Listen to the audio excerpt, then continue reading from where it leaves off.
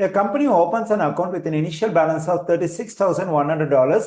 The account earns interest and no additional deposits or withdrawals are made. The account balance is given by an exponential function A, where A of t is the account balance in dollars t years after the account is opened.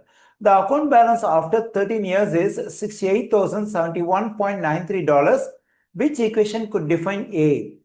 Since the account earns interest, the exponential model which represents a given situation must be an exponential growth function.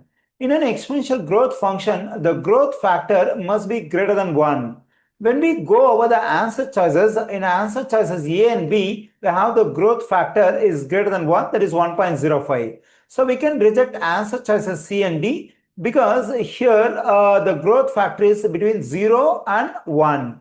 And we know that the initial balance is $36,100 that we have in the exponential function in answer choice A over here. So we can reject answer choice B. So the exponential function we have in answer choice A represents the given situation. The correct answer choice for this question is A.